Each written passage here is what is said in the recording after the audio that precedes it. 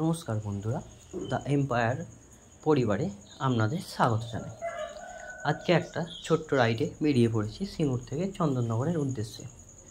আমরা সিঙ্গুরের সাত মন্দিরতলা থেকে যাত্রাটি শুরু করেছি এবং আমরা শেষ করব চন্দননগরের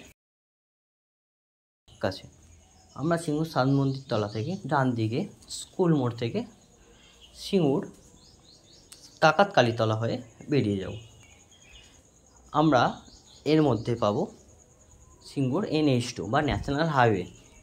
ন্যাশনাল হাইওয়ে আমরা ক্রস করে ডাকাত কালীতলা ক্রস করে আমরা উঠব শেওড়াফুলি তারকেশ্বর রোডে। শেওড়াফুলি তারকেশ্বর রোড থেকে আমরা ক্রস করে নসিবপুর হয়ে বাঁ দিকে বেঁকে আমরা নাদার ভেতর দিয়ে বেরিয়ে যাব। নাদা হয়ে বেরোবার সময় পাবো আমরা দুটি খুবই জাগ্রত মন্দির, যা সম্পর্কে আমি আপনাদের পরবর্তী ভিডিওতে বর্ণনা দেব। এরপর মন্দিরটা ক্রস করে আমরা সোজা বেরিয়ে যাব ছুটি পার্ক বা নিউ দীঘা পার্ক হয়ে। ছুটি পার্ক বা নিউ দীঘা পার্ক কাপেলদের জন্য খুবই এক মনোরম জায়গা, চাইলে আপনারাও ঘুরে আসতে পারে, খুবই ভালো জায়গা। তো নিউ দীঘা পার্ক বা ছুটি পার্ক ক্রস করে আমরা চললাম দিল্লি রোডের উদ্দেশ্যে। যথাক্রমে দিল্লি রোডটা ক্রস করে আমরা চন্দননগরে ঢুকে পড়লাম। চন্দননগরের রাস্তা দিয়ে কিছুটা যাওয়ার পরই আমরা পাবো চন্দননগর স্টেশন। স্টেশনের সাবওয়ে দিয়ে আমরা ক্রস করে একটি ঐতিহ্যবাহী জগদ্ধাত্রী পুজো কমিটি দেখতে পাবো, যেটাকে আমরা ফটকগোড়া বলে থাকি বা চিনে থাকি। তো ফটকগোড়াটা ক্রস করে আমরা সোজা অনেকটা পথ পেরিয়ে চন্দননগর চার্চের পাশ দিয়ে আমরা গিয়ে জোড়াঘাটে পৌঁছেছি। জোড়াঘাট থেকে আমরা গেলাম রানীঘাটের উদ্দেশ্যে।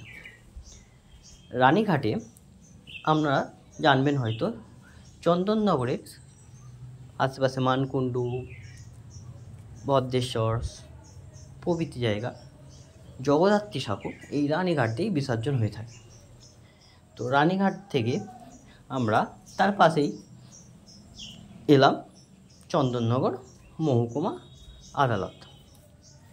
চন্দননগর মহকুমা আদালত থেকে আমরা এলাম চন্দননগর কলেজ।